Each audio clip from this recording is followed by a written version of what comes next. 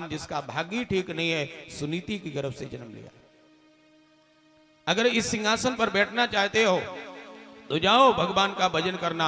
तपसा आराध्य पुरुषम तत्सैव अनुग्रेण में गर्वे तुम साध्यात्मा नाम इति जक्ष निरप आसनम।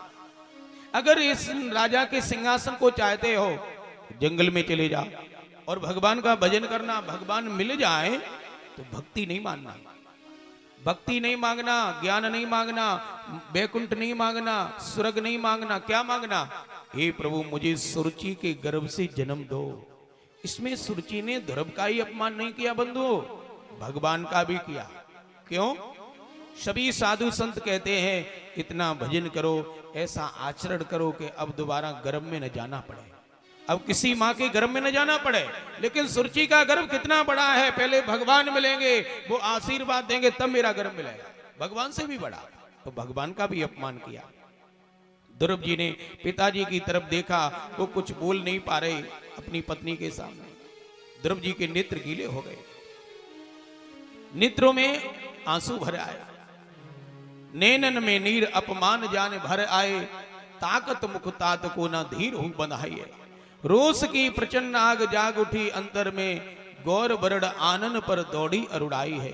दांत से दांत बाजे ऊट फरकावे दो, कापे तन थर थर जन नांगन रिसाई है। सका ना समार दौड़ आयो जननी के ढेंग, सिसकत लख लाल को ले छाती से। नेत्र गीले हो गए। मातु सपत्न्यास दुर्क्त विद्या सुसंरुसा दन हतो इथा आई। जैसे सर्प के कोई डंडा मार दे, वो चोटिल सर्प लंबी लंबी श्वास लेकर के भागता है, ऐसे ध्रुव जी वहां से रोते हुए अपनी मैया के पास में आए। लंबी लंबी श्वास ले रहे थे। ध्रुव जी को जब रोते हुए देखा, माँ ने गोद में बिठा लिया। ने कभी किसी का अहित नहीं किया, बुरा नहीं किया, फिर मेरे पुत्र को किसने सताया? ध्रुव जी को बार बार पूछ रही है, बेटा तेरे किसने चोट मारी, कहां चोट लगी? पीठ देख रही है, सिर देख रही है। ध्रुव जी कुछ बोल नहीं रहे। क्यों? ध्रुव जी ने विचार किया, अगर अपनी सौतेली माता के बारे में एक शब्द भी बोलूंगा तो मेरी मां के हृदय में द्वेष के अंक अंकित हो जाएगा। कितनी बड़ी संस्कार है। सुनीति बार बार करी, बेटा तुझे किसने चोट पहुंचाई? पीठ में चोट लगी कि सिर में चोट लगी? तब एक साथ में था बालक ध्रुव जी का साथी, उसने कहा मां तू गलत जगह देख रही है। ध्रुव के न पीठ में चोट लगी, न ध्रुव के सिर में चोट लगी, ध्रुव के दिल में चोट लगी है, हृदय में चोट लगी। पूरी कहानी ध्रुव जी की बताई। ध्रुव जी का अपमान हुआ। ध्रुव जी ने कहा मां मेरा अपमान हुआ उसका दुख नहीं है, मुझे दुख इस बात का है कि सौतेली मां ने कहा है तूने अभागिन के गर्भ से जन्म लिया, मेरे गर्भ से जन्म ले तब इस सिंहासन पर बैठ सकता, जा भजन करने के लिए। सुनीति को गुस्सा तो आई, और कोई होती तो जाकर के मुंह नोच लेती। अरे तुझे कुछ कहना था हमसे कह लेती, मेरे बालक को क्यों डांटा? लेकिन सुनीति ने सोचा अगर मैं इस समय सुरुचि के बारे में एक शब्द भी बोलूंगी तो मेरे बालक का हृदय कोरा कागज है, इसके हृदय में द्वेष के अंक अंकित हो जाएगा। ध्रुव जी को गोद में बैठा लिया और कहा बेटा अगर द्वेष का चश्मा हटा दिया जाए तो सुरुचि ने कुछ गलत नहीं कहा। हो सकता है उसका कहने का तरीका गलत हो सकता है ध्रुव जब सुरुचि ने तुझसे ये शब्द कहे हो तो उसके लाल लाल नेत्र हो रहे हो, हाथ फेंक रही हो, क्रोध कर रही हो, कहने का तरीका अलग हो सकता है, लेकिन कहा कुछ नहीं गलत। हम लोग अभागे ही तो हैं, मानव शरीर मिला है, उसके बाद भी हम भगवान को भूले बैठे तो हम लोग अभागे ही हैं। सुरुचि ने ठीक कहा है। सच्चे संबंधी श्री हरि हैं हमारे लाल, लालक प्रतिपालक पिता समस्त लोक के, उन्हीं की गोद एक निर्भय निष्पक्ष जामे, सबको बिठावे दृष्टि करुणा विलोक के, शिव सनकादिक विद शेष जाकी आस करें, ध्यावे सुख पावे निज मन की गति रोक के, सब सुख अभिलाषो तो उपासो प्रभु पद पंकज, करुणा करैया हरैया भवसो। सच्चे संबंधी श्री हरि है हमारे लाल। लेकिन पुत्र सुरुचि ने एक बात गलत कही, जब भगवान की प्राप्ति हो जाएगी फिर तुमको किसी के गर्भ में नहीं जाना पड़ेगा। जब भगवान के 2 चरण मिल जाएंगे, 2 पद मिल जाएंगे, फिर एक पद की क्या आवश्यकता है? इसलिए बेटा तुम जाओ जंगल में भगवान का भजन करो, सच्चे संबंधी श्री हरि है हमारे लाल। ध्रुव जी ने कहा मां मैं छोटा हूं, बोले मेरा आशीर्वाद तुम्हारे साथ में है। ध्रुव जी के हृदय में निष्ठा, माता हो तो सुनीति जैसी, पिता हो तो ऋषभ देव जैसे। इन्होंने अपने बच्चों को भगवान के मार्ग का पथिक बना दिया। ध्रुव जी तैयार हुए तो माँ बोली बेटा बड़ा हो जाए तब भजन करना। बोले माँ आपने भजन के लिए प्रेरित किया, वापस नहीं लौटा रहा। ध्रुव जी माँ को प्रणाम करके निकल पड़े। विचार किया ऐसे ही हम जाएंगे जंगल में तो बार बार सुरची माता के वचन याद आएंगे, इसलिए झगड़ा समाप्त करके भजन करने जाना चाहिए। घर में झगड़ा हुआ और आप वृंदावन पहुंचे तो भजन नहीं होगा, वही झगड़ा याद आएगा। ध्रुव जी गए, माँ को प्रणाम किया, सुरुचि को, पिताजी को प्रणाम किया, मैं जंगल में भजन करने के लिए जा रहा हूं। सुरुचि ने कहा देखो कितना सयाना है, इतना डांटा उसके बाद भी मुझे वंदन करने आया। ध्रुव जी निकल गए। भागवत में नहीं लिखा, संतों के भाव है। उत्तानपाद महाराज के मंत्री ने कहा तुम्हारा छोटा सा बालक जंगल में जा रहा, कोई शेर शार खा जाएगा, उसे रोको। अवस्था तो आपकी है जंगल में जाने की। तो उत्तानपाद महाराज ने कहा ध्रुव से जाके कहो ध्रुव की मैया को अच्छा भोजन मिलेगा, अच्छे वस्त्र मिलेंगे, अच्छा रहने का महल मिलेगा, अब जंगल में न जाए। मंत्री जी दौड़े दौड़े गए, कहने लगे ध्रुव जी अब जंगल में जाने की आवश्यकता नहीं है, राजा ने कहा है सुंदर महल मिलेगा, रहने के लिए बढ़िया भोजन बढ़िया वस्त्र मिलेंगे, अब लौट चलो। ध्रुव जी तो रोने लगे, हे प्रभु तुम कितने दयालु हो, अभी आपके मार्ग पर पैर रखा है, चले भी नहीं, और भोजन और वस्त्र आवास सब मिलने लगा, मुझे कुछ नहीं चाहिए। मंत्री खाली हाथ लौट के आए तो राजा ने कहा ध्रुव से कह दो आधा राज ध्रुव का आधा उत्तम का, मैं बंटवारा अभी कर दूंगा और जंगल में भजन करने के लिए चला जाऊंगा। मंत्री जी ने कहा हे पुत्र ध्रुव अब जंगल में जाने की बिल्कुल आवश्यकता नहीं है, राजा ने कहा है आधा राज्य तुम्हारा आधा उत्तम का। ध्रुव जी नाचने लगे, हे प्रभु आप कितने दयालु हो, कितने करुणा अकारण करुणा वरुणालय हो, अभी कोस दो कोस हम चल पाए, जिस सिंहासन से मुझे धकेल दिया गया वो सिंहासन मिलने लगा, अब मुझे कुछ नहीं चाहिए, केवल आपके चरण चाहिए। भगवान के मार्ग पर आप बढ़ोगे तो ये प्रलोभन बहुत दिखाए जाएंगे, बड़ी कई प्रकार की सिद्धियां सामने खड़ी हो जाएंगी। जब सबको ये भक्त ठुकरा देता तब भगवान मिलते हैं, अगर प्रलोभन में उलझ गए तो भगवान तक नहीं पहुंच पाओगे, भगवान तक नहीं पहुंच।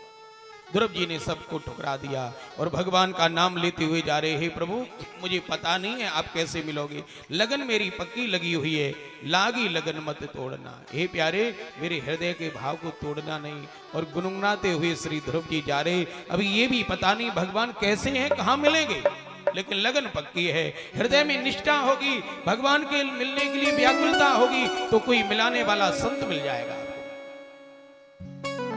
ध्रुव जी गुनगुनाते हुए चले जा रहे हैं। लागी लगन मत तोड़ना,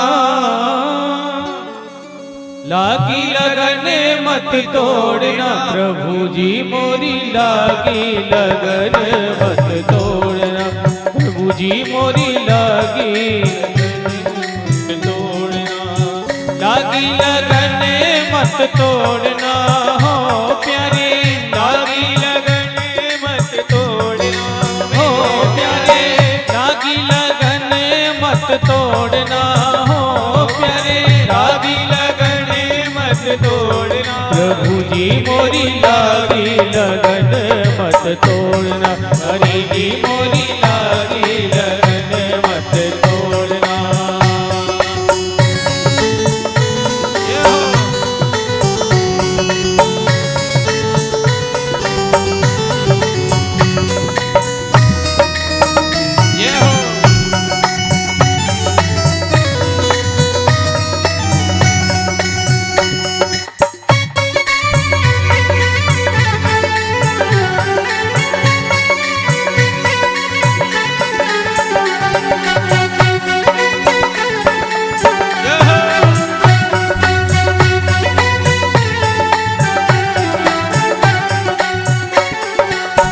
जल है गहरा नाव पुरानी, जल है गहरा नाव पुरानी, जल है गहरा नाव पुरानी, जल है गहरा नाव पुरानी, बीच भंवर मत छोड़ना हो प्यारे, बीच भंवर मत छोड़ना हो प्यारे, बीच भंवर मत छोड़ना, हरि जी मोरी लागी लगन मत तोड़ना, प्रभु जी मोरी लागी लगन मत तोड़ना।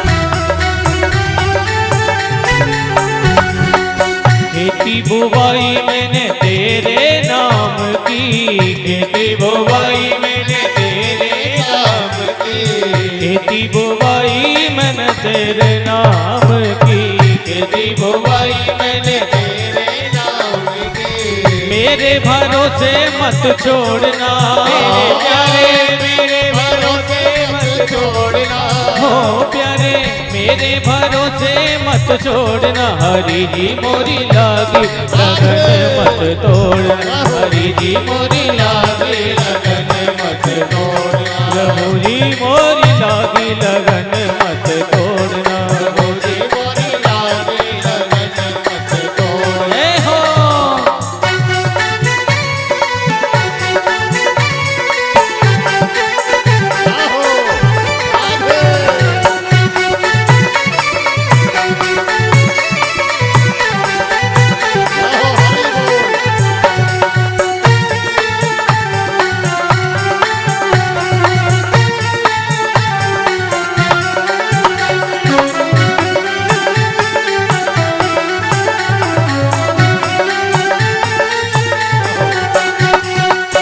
दासी की विनती सुन लीजिए, दासी की विनती सुन लीजिए, दासी की विनती सुन लीजिए, दासी की विनती सुन लीजिए। हाथ पकड़ मत छोड़ना मेरे प्यारे, हाथ पकड़ मत छोड़ना, हरि जी मोरी लागी लगन मत तोड़ना, प्रभु जी मोरी लागी लगन मत तोड़ना, प्रभु जी मोरी लागी लगन मत तोड़ना, प्रभु जी मोरी लागी लगन मत तोड़ना।